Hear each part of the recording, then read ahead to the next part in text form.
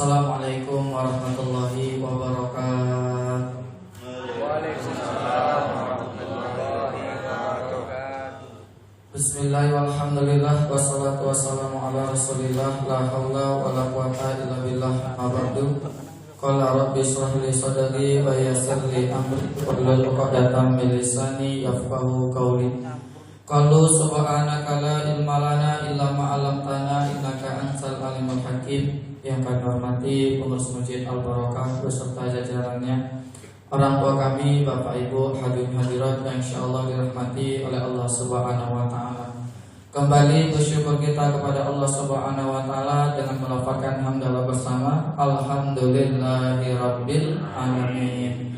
Berselawat kita kepada Rasul dengan lafaz Allahumma shalli ala sayyidina Muhammad wa ala ali sayyidina Muhammad. Assalamu alayka ya Rasulullah. Orang tua kami, Bapak Ibu, hadirin hadirat yang insyaallah dirahmati oleh Allah Subhanahu wa taala. Kajian subuh kita pada pagi hari ini akan bahas tentang keutamaan infak sedekah. Kita awali dari firman Allah surat At-Talaq ayat ke-7.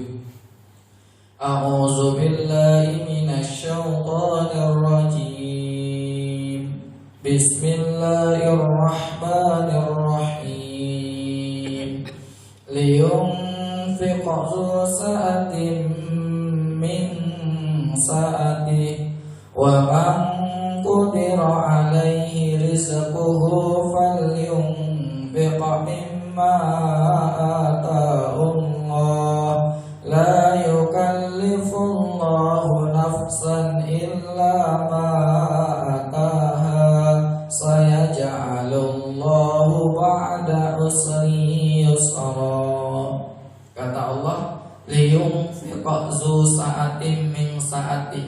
Liyunfiq, hendaklah berinfak, bersedekah. Siapa yang diperintahkan? Zu sa'atin, orang yang mempunyai kelapangan rezeki.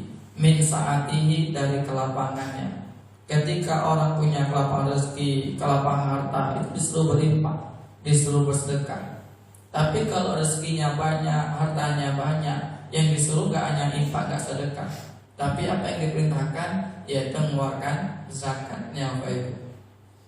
Ntar lagi ini lebaran, Bapak Ibu yang beruang, uangnya banyak, jangan lupa mengeluarkan zakatnya, Bapak Ibu. Zakat mana?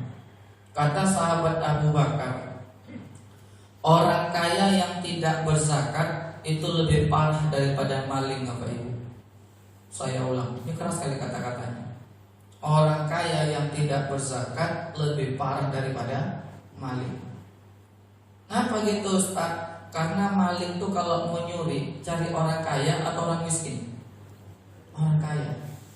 Cari rumah yang besar atau yang kecil? Rumah besar. Masuk ke rumah yang kecil, apa yang mau dicuri? Paling ada kipas angin, itu maling mau ngambil ragu. Ini hidup gak kipas ini? Akhirnya dicoba dulu sama malingnya, solokkan. Betul, tak langsung muter ya. Dari 5 menit baru muter. Itu gak jadi diambil, Bapak Ibu. Maling aja mau curi cari orang kan kaya. Tapi orang kaya yang tak berzakat, harta siapa yang diambil? Hartanya orang miskin. Maka wajar kata sahabat Abu Bakar, orang kaya yang tak berzakat lebih parah daripada maling. Maling mencari orang kaya, ini enggak yang diambil malah hartanya orang miskin. Dan ingat apa ini? Kalau kita tinggal di Pekanbaru, kerja di Pekanbaru, maka zakatnya di sini. Jangan bawa kampung. Sebagian masyarakat Pekanbaru kerja Pekanbaru, cari duit Pekanbaru. Giliran zakat dibawa pulang kampung, Bapak Ibu. Ada enggak? Ada, Bapak Ibu. Nanti kalau zakatnya dibawa pulang kampung semua, Pak Ibu, besok kalau kita meninggal, itu kira-kira yang ngurusi orang Pekanbaru, orang kampung? Orang Pekan, Bapak Ibu.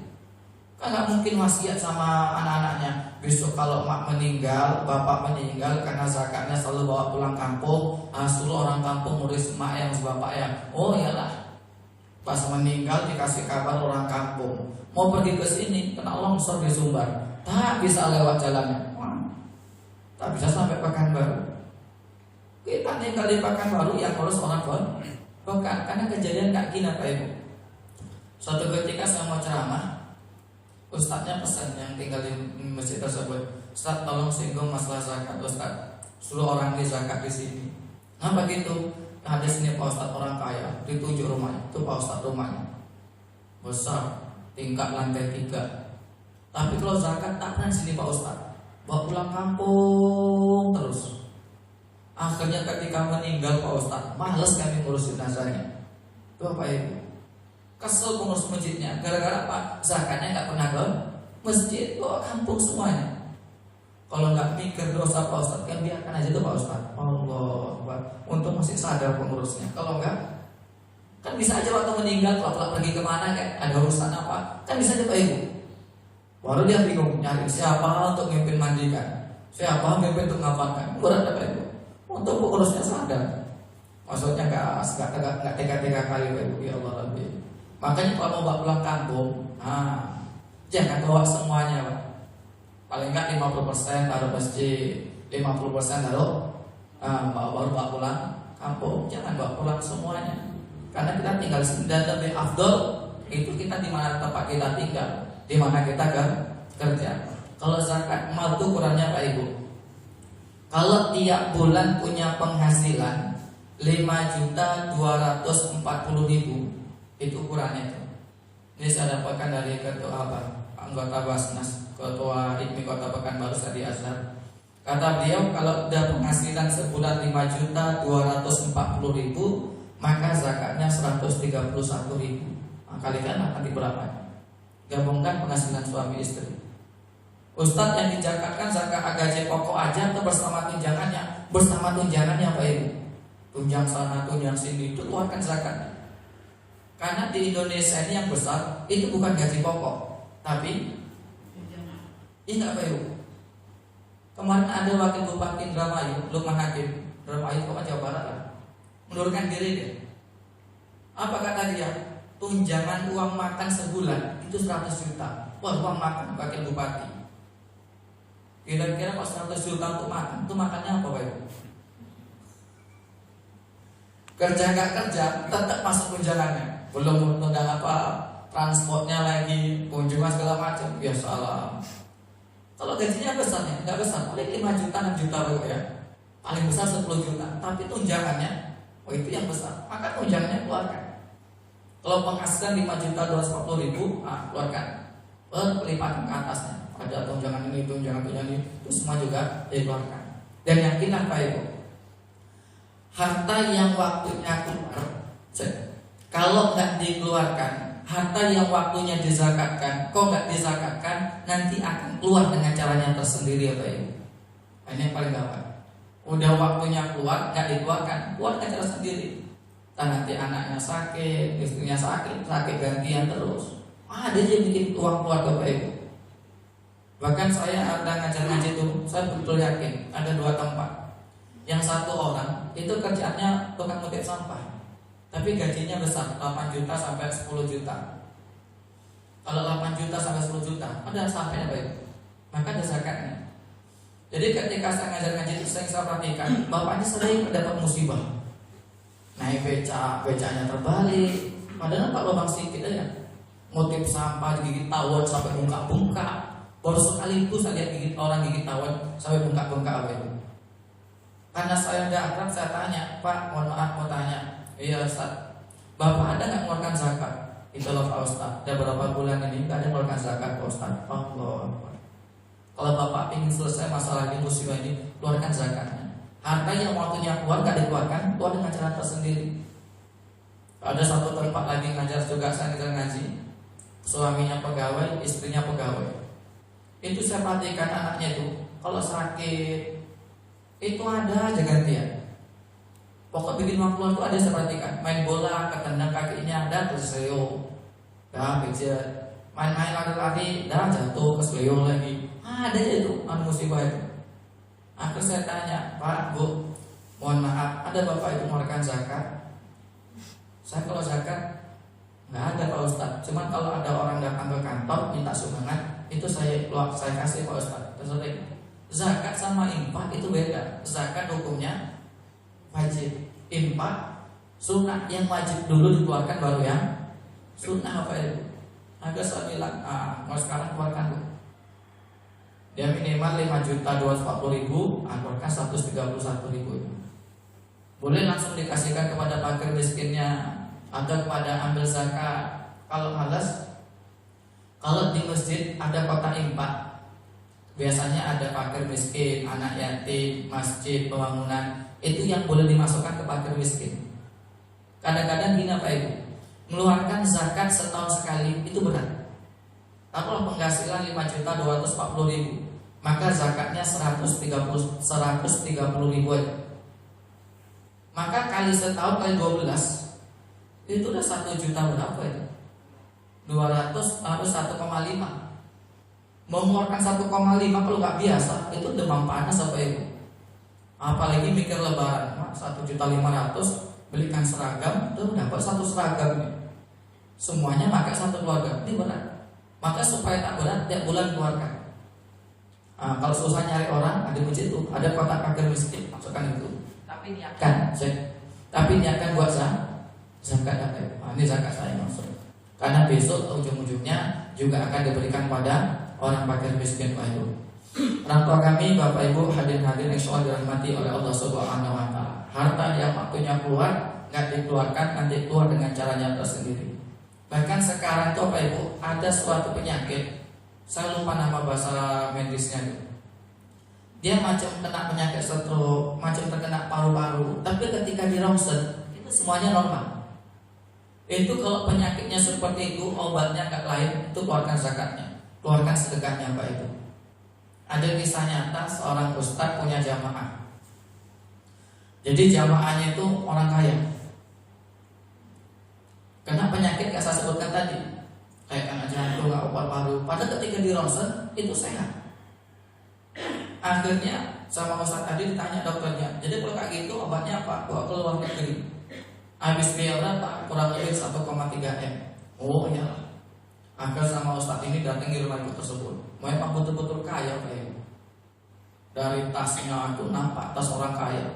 Ibu-ibu kan suka kemana-mana bawa tas. Itu betul nampak tasnya kaya, mahal. Akhirnya kita cerita, Assalamualaikum, Waalaikumsalam. Kita cerita, baru ustadz ini tanya, Bu, saya mau tanya. Iya, tanya Pak Ustadz, Ibu punya orang tua nggak? Punya. Ada nggak Ibu ngasih kedua orang tua Ibu? Oh, tak ada Ustadz. Ini kena satu dia. Penghasilan kaya, orang tuanya nggak pernah diberi sedekah. Kemudian yang kedua, Ibu punya keluarga nggak? Oh, punya keluarga. Ada yang Ibu bantu? Tak ada Pak Ustadz. Pandai mereka cari uang masing-masing. Kemudian yang ketiga, Bu, mohon maaf, berapa penghasilan Ibu sebulan? Oh, penghasilan saya kurang lebih 600 juta. Banyak Pak Ibu. Kemudian kata ustaz tersebut, kalau Ibu ingin penyakitnya sembuh, maka Ibu keluarkan 100 juta. Ibu kirim orang tua Ibu bantu keluarga Ibu. Ketika dibilang demikian, marah Ibu itu. Pandai lah ustaz ngecek. Kalau lagi itu tahu saya dulu Pak Ustaz. Malah ustaz itu diceramahi. Tapi ustaz itu sabar. Ya saya cerita, saya satu pulang. Gak lama kemudian, seminggu lagi, Ibu tuh nelpon. Assalamualaikum Ustaz. Waalaikumsalam Ustaz, mohon maaf Ustaz. Ada Pak Bu? Saya kemarin udah marah-marah Ustaz, udah ceramah Ustaz pula. Ya gak apa-apa Bu, biasa Bu, namanya orang dakwah kayak gitu Pak Bu. Kadang diterima, kadang tidak. Ada yang betul dengarkan, ada yang tidak, macam-macam lah. Akhirnya kata Ibu tersebut, Ustaz, alhamdulillah atas saran Ustaz penyakit saya sembuh Pak Ustaz. Gimana ceritanya Bu? Itulah ketika Ustaz pulang, saya rapat dengan suami saya runding. Akhirnya saya keluarkan uang 130 juta. Yang 30 juta saya kasihkan mak saya Ustaz. Ketika dikasihkan kepada mak saya, selama ini tak pernah saya kasih duit. Senang kali mak saya. Maka uang itu diletakkan di atas kepala. Langsung berdoa, ya Allah sembuhkan anakku, ya Allah sembuhkan anakku, ya Allah. Langsung plong dadanya baik, langsung sembuh. Memang doanya terus aja, apalagi di atas ada 30 juta. Itu tambah khusyuk apa itu. Sama baru kalau undang jamaah, itu kalau diundang suruh makan, kalau dikasih bukan tuh makanan ikan kakap, udang galah, pokoknya mewah, itu ngangkat aminnya tinggi, amin, amin, tinggi apa ya. Tapi kalau ngundang, dia tengok lontong nih, amin, amin. Ya Allah, kan ada biasa di rumah. Akhirnya dia bantu lagi keluarganya, subhanallah, penyakitnya pun sembuh. Betul obatin, oh mahal ya. Itulah yang kata Nabi, dawu mardokum bisodaqah, obatilah penyakitmu dengan sedekah. Betapa banyak orang yang sakit berobat sana nggak sembuh, sini nggak sembuh, akhirnya sembuh dengan gara-gara sedekah. Apa sebabnya? Harta yang punya keluar nggak dikeluarkan, nanti akan keluar dengan caranya tersendiri. Kemudian lanjut ayat ini, waman qudira alaihi rizquhu, barang siapa yang rezekinya sedang disempitkan, barang siapa yang rezekinya sedang disempitkan oleh Allah Subhanahu wa taala, ekonomi sedang salah, jualan nggak laku-laku, jadi kerja sana tolak, kerja sini tolak. Ternyata apa anjurannya kata Allah, fal yunfiq mimma atahullah. Ternyata tetap disuruh berinfak, disuruh sedekah. Kalau bahasa Ustaz Mansur mengartikan ayat ini, kalau punya TV 20 in, kecilkan jadi 15 in, yang 5 in sedekahkan. Itulah bahasanya. Dalam keadaan apapun disuruh sedekah. Artinya dalam keadaan sulit, suruh sedekah. Kalau ciri orang yang bertakwa itu kan allazina yunfiquna fis-sarra iwadoro. Orang yang betul-betul bertakwa itu orang yang sanggup berinfak baik dalam keadaan senang ataupun susah. Dalam keadaan senang orang gampang berinfak, tapi dalam keadaan susah, oh itu benar. Ternyata ayat ini dalam keadaan susah pun itu disuruh berinfak. Apa sebabnya? Ayat lanjutnya, la yukallifullahu nafsan illa ma ataha. Allah itu tidak akan menguji seorang hamba di luar kemampuannya, Bapak Ibu. Yang menarik di ujung ayatnya, saya ja'alullahu ba'da usri yusra. Akan Allah jadikan kemudahan setelah kesulitan, Bapak Ibu. Susah dia berinfak, susah dia bersedekah, nanti akan Allah beri kemudahan. Apa kemudahannya? Karena orang yang berinfak, orang yang bersedekah, itu balasannya tak nunggu besok di akhirat, ternyata di dunia pun langsung Allah balas, apa itu.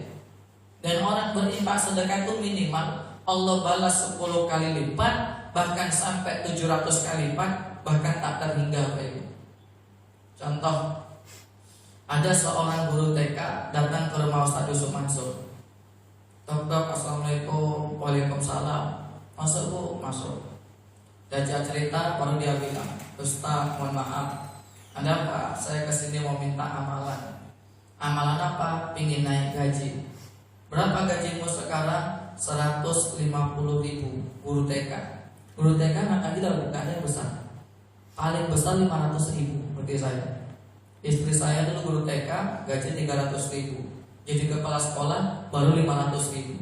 Itu masuk jam 7, setengah 7 sudah di kelas, sudah nyambut yang datang. Jam 12 pulang, tak boleh langsung pulang.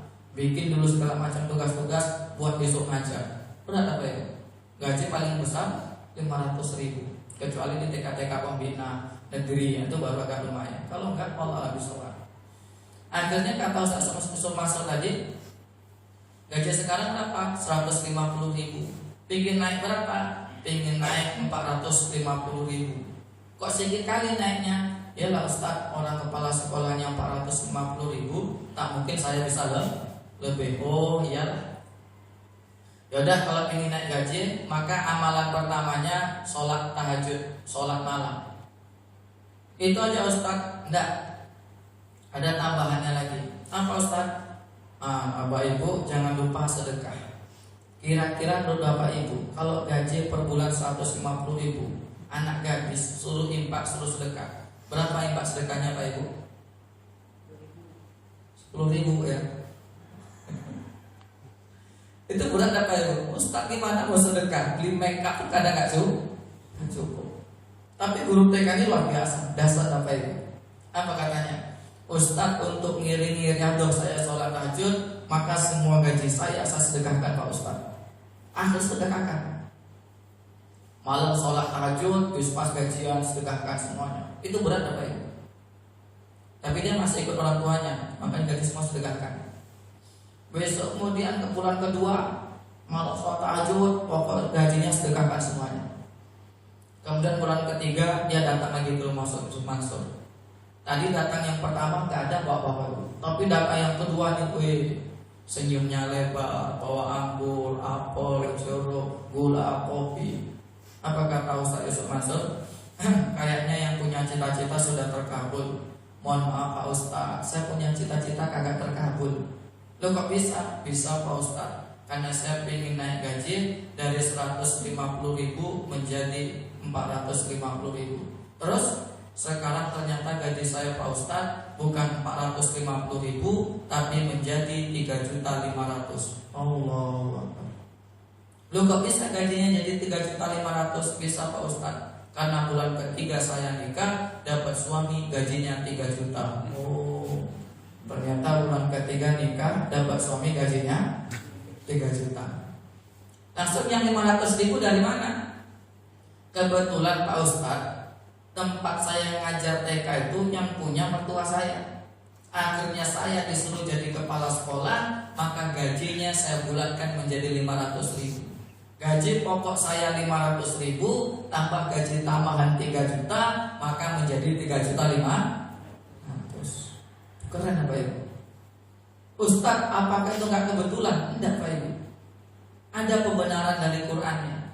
Setiap hari Jumat dibaca ayat sajadah.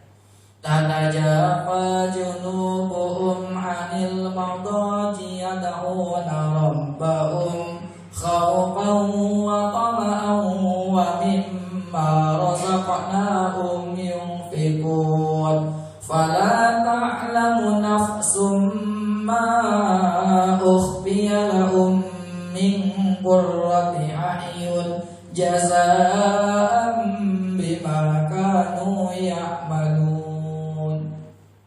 Tatajafa junubuhum, orang siapa yang malam bangun sholat tahajud, kemudian siangnya mau sedekah, fala ta'lamu, maka mereka tak akan pernah ngerti balasan apa yang Allah berikan pada mereka. Jadi orang yang sedekah itu minimal 10 kali lipat, bahkan sampai 700 kali lipat. Dan saya yakin apa Ibu, Bapak Ibu itu sering ngalamin, cuman kadang-kadang tidak.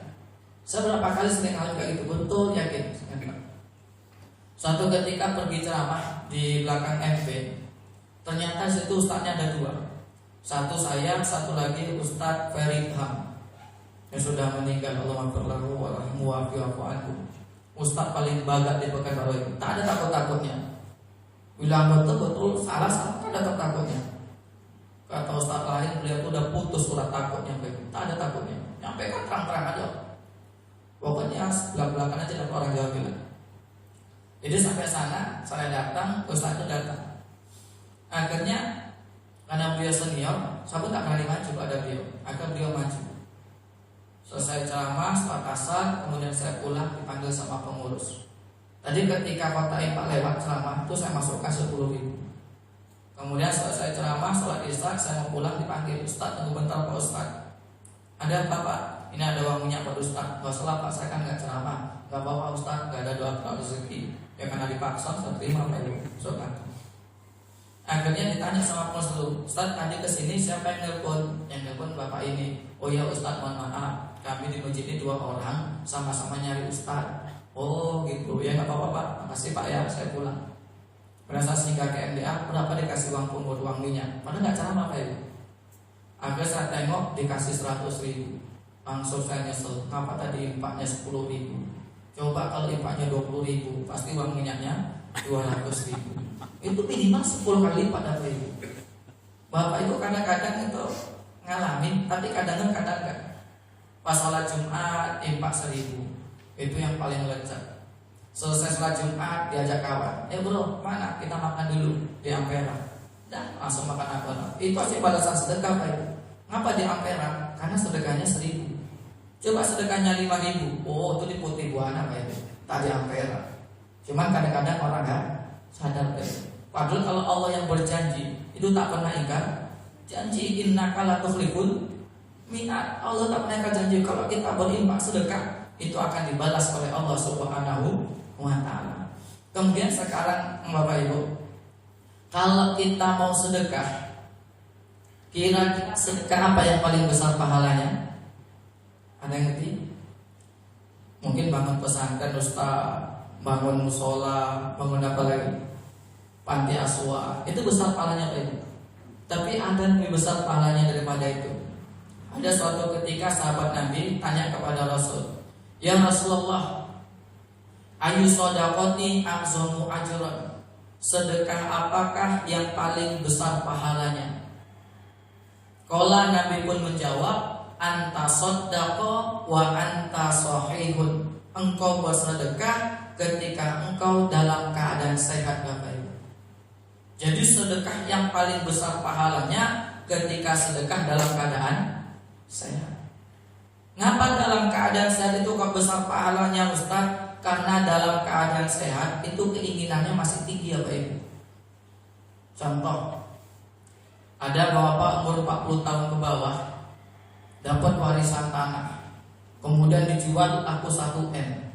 Kalau laki-laki punya uang 1 M, umur 40-an tahun ke bawah, 40-an tahun, badan masih sehat, kira-kira uangnya buat apa? Paling umumnya pertama rumahnya direnovasi dulu, direhab. Habis itu kendaraannya di-upgrade. Habis itu istrinya dipermak, di salon. Kalau tak berubah, tambah. kalau nggak diganti sih tambah, Pak ya. Ya Allah ya Rabbi. Apa demikian? Karena masih sehat. Ibu pun sama. Umur 40 tahun ke bawah, badan masih sehat. Dapat uang 1 M. Itu tak sempat itu intikaf ke masjid, nggak sempat raweh ke masjid, nggak sempat. Oh, pokoknya nggak sempat dari masjid. Kemana perginya? Shopping lah, jalan-jalan. Apa pula uangnya 1 M. Maka wajar kata Nabi, sedekah yang paling besar pahalanya dalam keadaan sehat, Bapak Ibu. Karena keinginannya itu banyak. Kalau sedekah di umur 70-an tahun, badan dah sakit-sakitan, wajah dah wajah sakaratul maut, wah itu sedekah ringan aja, Pak Ibu.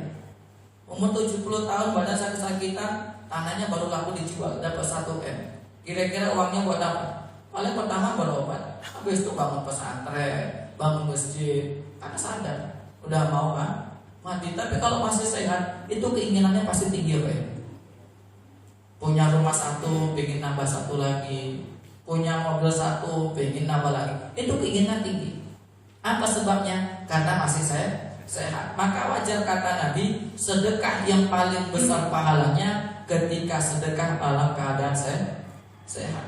Berarti kalau sakit sedekah nggak dapat pahala, Pak Ustaz? Ya dapat, Bapak Ibu. Cuman pahalanya lebih besar ketika sehat. Yang kedua, kapan sedekah yang besar pahalanya? Ketika dalam keadaan syahihun. Sedekah dalam keadaan banyak kebutuhan. Bayangkan Pak Ibu punya 5 orang anak, 1 masuk kuliah, 1 SMA, 1 SMP, 1 SD, 1 TK.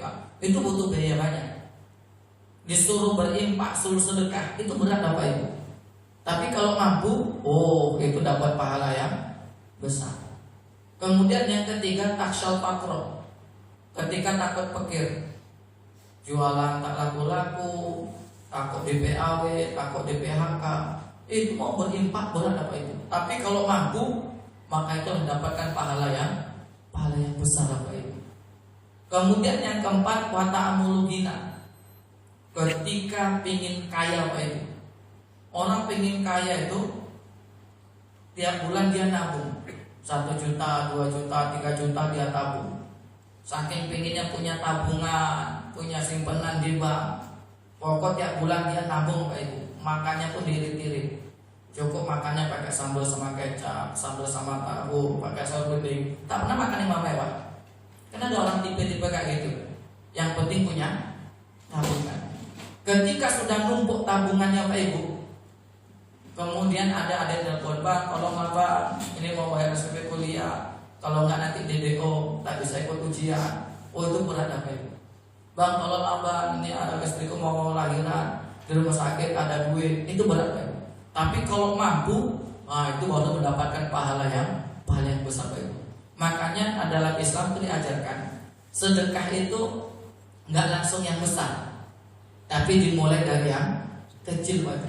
Kalau sudah terbiasa dari yang kecil, insya Allah nanti bisa yang besar. Makanya kata Nabi, faiza tobakhta fa'aksir ma'aha. Kalau masak, banyakkan kuahnya. Supaya apa? Bisa berbagi. Dan orang tua terdahulu ini ngamalkan betul, Pak Ibu. Kalau masak ayam, itu kuahnya yang banyak apa itu? Supaya apa? Bisa berbagi. Tapi itu pula zaman dulu tuh makan ayam itu istimewa Pak Ibu, nggak macam sekarang.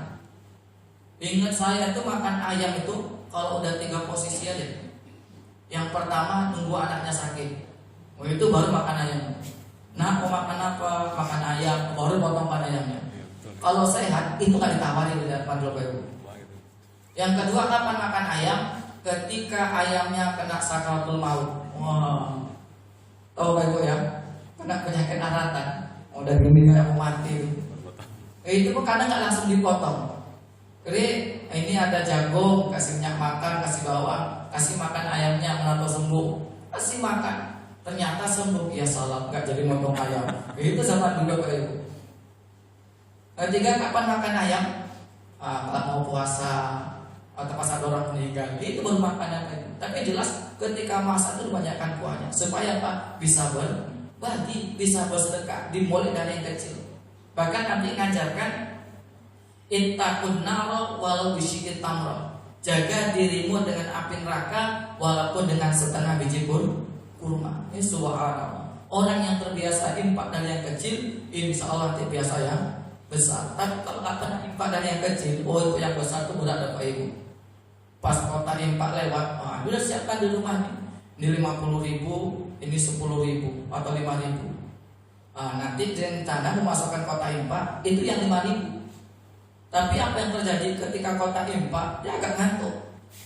Akhirnya gak jadi ngambil belah kiri, dia ambil belah kanan. Saya masuk 50.000. Udah termasuk gak bisa diambil lagi karena kotanya kecil. Dia tengoknya sampai ujung. Salah mas. Ya bego ya. Ini karena gak biasa dari kecil. Maka sebagian orang tua ada yang bagus. Kalau infak itu anaknya diajar betul. Datang ke masjid, nah ini masukkan kota infak. Itu biasakan apa? Untuk berinfak. Di pinggir jalan ada orang minta-minta, nah dikasihkan. Itu belajar untuk bersedekah, berinfak. Yang paling miris pernah saya lihat video, anaknya diajarin nyawer. Itu kurang ajar Bapak Ibu. Kamu nyawer Bapak Ibu ya? Artis biduan itu. Dia ajak anaknya, kasih biduannya. Iya salah. Yang menjadi apa aneh bisa Allah alam bisa. Yang jelas infak itu bisa besar ketika mulai dari yang kecil. Kemudian pahala sedekah itu dibagi menjadi 5. Ini jarang disampaikan Bapak Ibu. Ini saya ambil dari kitab Fawaidul Mukhtarah karangan Habib Zain Ibrahim bin Sembit. Ini mengikut pendapatnya Imam Suyuti. Anna sawaba shadaqati khamsatu anwa'in. Sesungguhnya pahala sedekah itu terbagi 5 macam. Yang pertama, wa wahidatun bi asrotin, sekali sedekah dibalas 10 kebaikan. Kepada siapa sedekahnya? Wahia ala sahihil jismi, yaitu sedekah kepada orang yang sehat badannya. Ternyata sedekah yang paling kecil pahalanya Pak Ibu kepada orang yang sehat badannya. Badannya kekeh, gagah. Itu infak sedekah kecil pahalanya Pak Ibu. Apalagi di pinggir jalan di lampu merah, badannya gagah tapi pura-pura cacat, itu kecil paling. Kadang ada dia tak pandai pula dibawa cacat segala macam orang cacat, padahal aslinya enggak. Minta-minta, terus ketahuan naik mobil mewah. Ada nggak gitu? Bangga pula jadi orang minta-minta. Aturannya malu itu mentalnya yang kena apa itu. Jelas sedekah kepada orang yang sehat badannya, fisiknya gagah, bisa bekerja, bisa mencari duit, kita sedekah kepada mereka, itu dibalas 10 kebaikan. Bukan tak boleh Pak Ibu, boleh. Tapi pahalanya kecil, dibalas 10 kebaikan. Yang kedua, wa wahidatun bitis'ina, sedekah dibalas 90 kebaikan. Kepada siapa sedekahnya? Wahia alal a'ma wal mubtala, yaitu sedekah kepada orang yang matanya buta, orang yang cacat, tangannya hilang sebelah, kakinya potong sebelah, hidungnya pesek, itu nggak masuk. Pokoknya cacat-cacat lah. Itu maka dibalas 90. Atau wal mubtala, orang yang terkena musibah, bencana, itu kita bantu sedekah, maka dibalas 90 kebaikan apa itu. Cuman kadang-kadang kita sekarang ini mau infak, ada orang yang galang-galang dana, itu ada yang nyampe, ada yang tidak juga baik. Tapi nyampe tak nyampe itu urusan mereka. Yang penting kita sedekah, itu sudah dicatat dibalas oleh Allah Subhanahu wa ta'ala. Kemudian yang ketiga yang lebih besar pahalanya, wa wahidatun bi ismi'atin.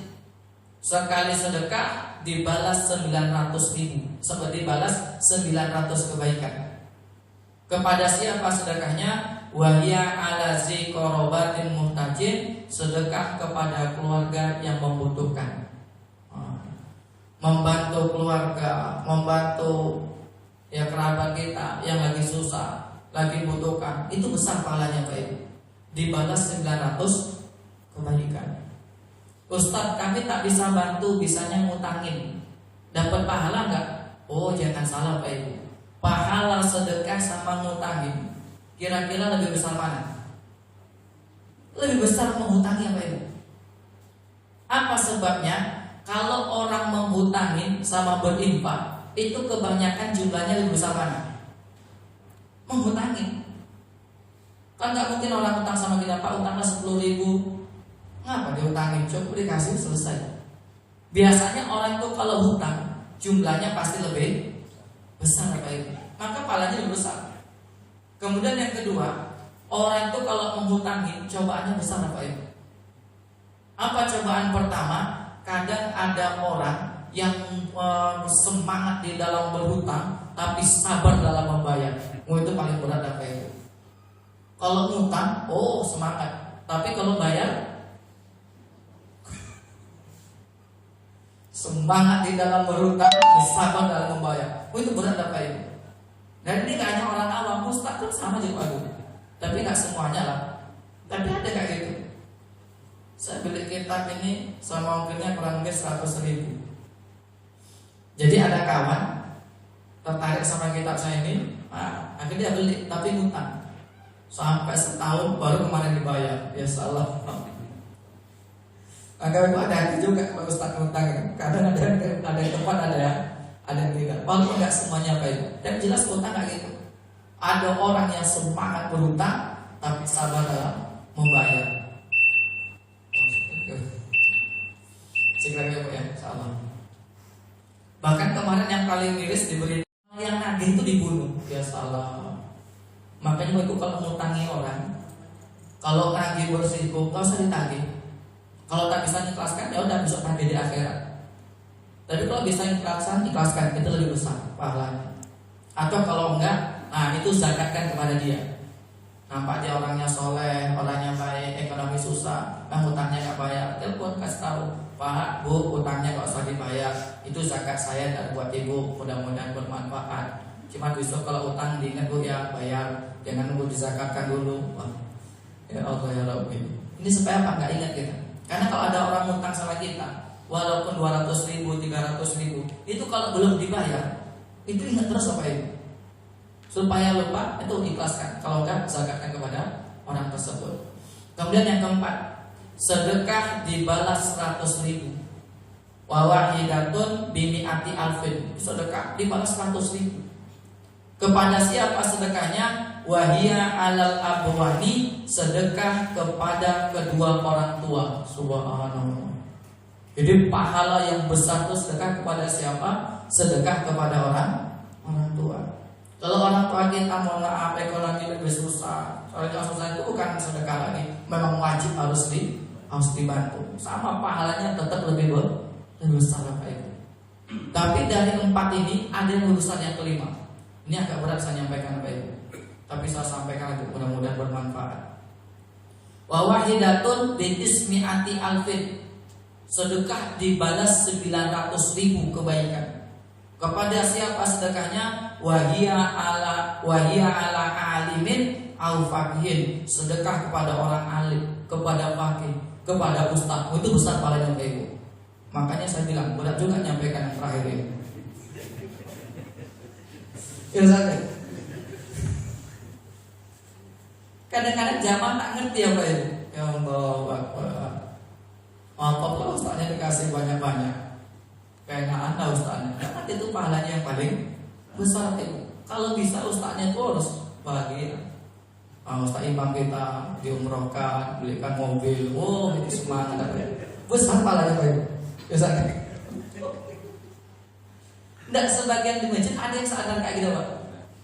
Ada sebagian masjid betul-betul dibikinkan rumahnya, itu ngerti dia. Tapi kalau nggak ngerti, Ustaz datang-datanglah, enggak lah. Dan sampai masjid pun tak ada yang kabar, apa kabar Ustaz? Enggak ada. Itu biasanya kayak gini yang saya jumpa itu di rumah, betul-betul sabar. Maka Ustaz itu paling malas ramah ke rumah itu, paling malas. Udahlah jamaahnya sombong, tak bisa ngerjain Ustaz. Akhirnya kesana itu jarang Ustaz yang bagus-bagus. Yang baru-baru belajar, akhirnya kesana belajar di kelas. Ya Allah ya Rabbi. Dia nggak ngerti ini sedekah paling besar. Tapi nggak usah kita bahas di sini paling gak enak. Kita alihkan aja. Paling nggak kalau kita nyekolahkan anak bayar SPP itu jangan telat-telat apa. Karena itu sudah kita SPP-nya buat ustaznya itu pahalanya besar. Kalau bayar nunggak, saya yakin Pak itu. Saya dulu guru MDA. Kalau ada anak nunggak SPP itu sampai 2 bulan, 3 bulan, 4 bulan, itu ketika ngajar ada dalam pikiran saya, ini anak nunggak SPP. Itu susah mengikhlas Pak itu. Ya Allah Rabbi. Tapi kalau SPP-nya lancar, bahkan dilebihkan, ngajinya lancar betul-betul dibimbing, subhanallah. Itu karena berarti banyak ikhlas ya. Orang tuanya pun menghargai. Dan bapak itu kalau mengundang ustaz ngaji ke rumah, bulan pertama datang, habis gajian, besok datangnya jarang-jarang. Wah itu salah pribadi, bukan salah ustaznya. Memang tak bisa menghargai ustaz. Sama sebagian masjid, kok mengundang ustaz hari ini datang, besok tak datang lagi, besok datang, kadang enggak. Itu pengurusnya, itu perlu introspeksi. Tapi kalau ustaznya semangat datang, kadang sampai 2 orang, 3 orang datang, wah itu pengurusnya keren apa itu? Tak mau dia batalkan yang lain, ya Allah ya Rabbi. Ngerti, pahalanya dibalas 900.000 kebaikan apa itu? Dan ini yang masih ngamalkan itu di Jawa. Dan telah kajian kita pagi ini mudah-mudahan bisa bermanfaat, khususnya bagi kami sendiri, umumnya bagi kita semuanya. Kurang lebihnya mohon maaf. Assalamualaikum warahmatullahi wabarakatuh. Waalaikumsalam.